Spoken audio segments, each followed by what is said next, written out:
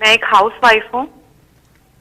میرے husband private job کرتے ہیں. میں مہنگائی کے بارے میں بات کرنا چاہتی ہوں کہ مہنگائی جو ہے وہ دن بدن بڑھتی جا رہی ہے اور گزارا مشکل ہو رہا ہے. ہم بچوں کے اسکول کی فیس دیں یا گھر کا خرچہ چلائیں. اور اب تو اگر آپ دیکھیں تو ڈالر کی جو پرائس ہے وہ بھی کم ہو گئی ہے اور جو روپے کی ویلیو ہے وہ بھی مستحکم ہو گئی ہے. اور دوسری بات یہ کہ اب تو رمضان المبارک بھی آ رہا ہے لیکن جو ہے بیسک کوموڈیٹیز کی پرائس بالکل کم نہیں ہو رہی ہے.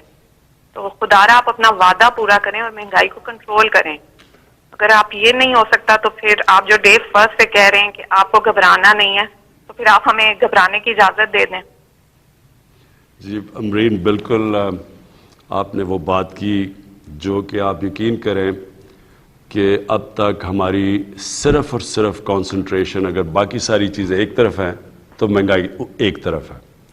اور مہنگائی کے اندر آپ نے تھوڑا سا سمجھنا ہے کیونکہ مہنگائی تو کئی چیزوں کی ہے نا. کئی چیزوں کی مہنگائی ایسی ہے جو کہ ہم ایڈمنسٹریشن کی وجہ سے ٹھیک کر سکتے ہیں. مثلا یعنی اگر ایک دکان میں ایک قیمت آ رہی ہے اور دوسری دکان اور کوئی قیمت دے رہی ہے اور چیز تو وہی ہے تو یہاں تو ایڈمنسٹریٹو سٹیپس لے سکتے ہیں اور ہم پورا اس کے اوپر بھی زور لگا رہے ہیں. ایک مہنگائی یہ اور یہ بھی آپ نے سمجھنا ہے. وہ مہنگائی یہ ہے کہ ایک کسان سبزیاں یا جو بھی اپنی پیداوار ہے وہ ایک قیمت کے اوپر وہ لے کے جاتا ہے مارکیٹ کے اندر، لیکن اس مارکیٹ سے جب وہ چیز جاتی ہے شہر میں یعنی ریٹیل میں یعنی جب آپ کے پاس پہنچتی ہے تو اس کے اندر ایک بہت بڑا فرق آ جاتا ہے. وہ کسان بیچارے کو پورے پیسے نہیں ملتے. میں نے کسانوں کو ملا جا کے تو کسانوں نے کہا جی ہمارا تو مشکل سے خرچہ پورا ہو رہا ہے جو ہم اپنی پیداوار یا جو سبزیاں بتا رہے تھے، لیکن وہی سبزی جب وہ جا رہی ہے شہر کے اندر تو وہاں وہ دگنی سے بھی زیادہ قیمت پہ بک رہی ہے. تو جو بیچ میں مڈل مین ہے وہ بہت بڑے پیسے بنا رہا ہے. اس کا اب ہم ایک توڑ لے کے آئے ہیں اور انشاءاللہ یہ شروع بھی ہو گیا. ہم نے آہستہ آہستہ ایکسپیریمنٹ کر رہے ہیں کہ ہم ڈائریکٹلی وہ جو منڈی سے ایک اس طرح چیز کریں کہ ڈائریکٹلی وہ چیزیں جائیں گی لوگوں کے پاس اور وہ کسان کو بھی زیادہ پیسہ مل جائے گا اور جو لوگ ہیں جو شہر کے اندر لوگ ان کے لیے بھی قیمتیں کم ہو جائیں گی. یہ ایک پوری نئی چیز کر رہے ہیں کیونکہ ایک نیا سوچ لے کے آ رہے ہیں اور یہ شروع ہو گیا. لاہور میں ہم نے اب کئی جگہ شروع کیے ہیں یا اب اسلام آباد میں شروع کرنے لگے. یہ شہروں کے اندر اب ہم کرنے لگے. اس سے بھی فرق پڑے گا.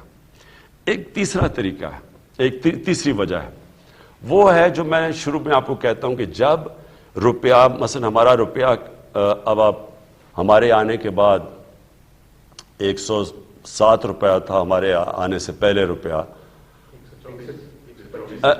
124 تھا لیکن اس سے 6-7 مہینے پہلے 107 کا تھا. یعنی 2018 کی شروع میں تقریباً 107 روپے کا ڈالر تھا اور وہ 2018 کے بعد وہ بڑھتے بڑھتے پہنچ گیا 160 روپے پہ.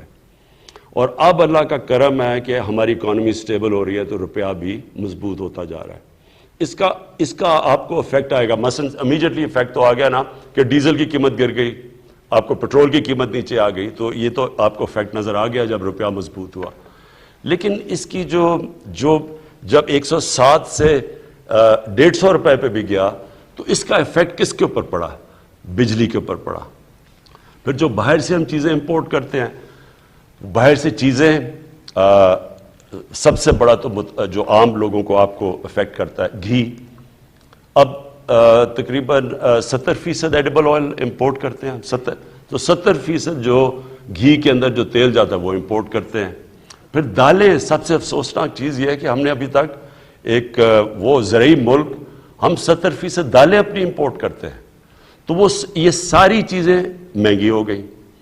اور ایک اور مسئلہ آیا کہ ہمیں گندم جو کہ پاکستان میں ہمیشہ ہوتی تھی وہ ہماری آبادی کیونکہ بڑھتی گئی ہے، جو گندم پاکستان میں تھی اس کے اندر خسارہ آ گیا. ایک تو بارشیں غلط ٹائم پہ ہو گئی تو ہمیں ایک سال کے اندر 40 لاکھ ٹن گندم امپورٹ کرنی پڑی. اور اس کے علاوہ گندم امپورٹ اور اس کا سارا امپیکٹ پڑا. یعنی جیسے آپ گندم امپورٹ کرتے ہیں تو وہ مہنگی باہر سے مہنگی آئی یہاں سے تو اس کا بھی امپیکٹ پڑا. تو جو امپورٹس مہنگی ہوئی روپے گرنے سے، ایک وہ ہو گئی. پھر ایک بدقسمتی سے ایک اور اب چیز ہم نے آہستہ آہستہ انکوائریز میں پتہ چلا. وہ کیا ہے؟ یہاں بیٹھے ہوئے ہیں مافیاز.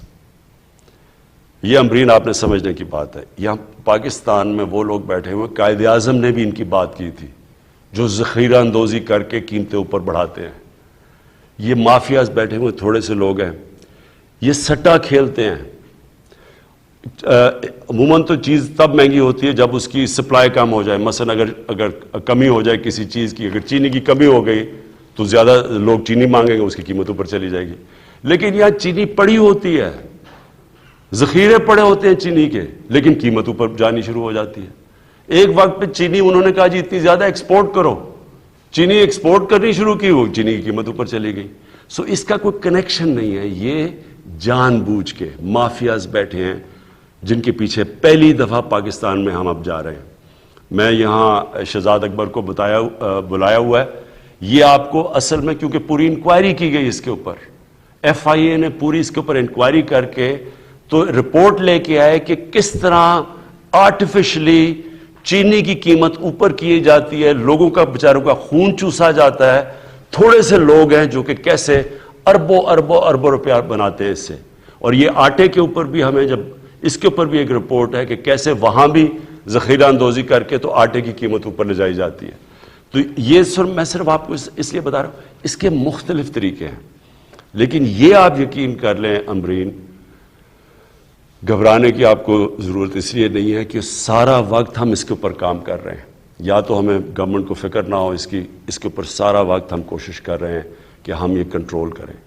اس کے اوپر جو سب سے بڑی چیز ہم اب کرنے جا رہے ہیں، اس سال ایک پوری نئی ایگریکلچر کی ایک ریولوشنری پالیسی لے کے آ رہے ہیں، جس سے ہم نے اپنا سارا جو ایگریکلچر کا سیکٹر چینج کر دینا ہے. اس میں سے پہلے ہم انفارمیشن ٹیکنالوجی کا استعمال کر کے پہلے سے پتہ چل جائے گا کہ کون سے سیزن میں کس چیز کی کمی ہوتی ہے، تاکہ کسی قسم کی شارٹیج آگے سے نہ ہو، تاکہ شارٹیج کی وجہ سے قیمتیں اوپر نہ چلی جائیں. لیکن یہ میں آپ کو بتا دوں کہ اس کے اوپر پچھلے ایک سال سے یہ مختلف چیزیں کہ کیا وجہ ہے مہنگائی کے، اس کے اوپر پورا کام ہو رہا ہے. اور انشاءاللہ آپ کو ہم اس کے اوپر قابو پا کے دکھائیں گے.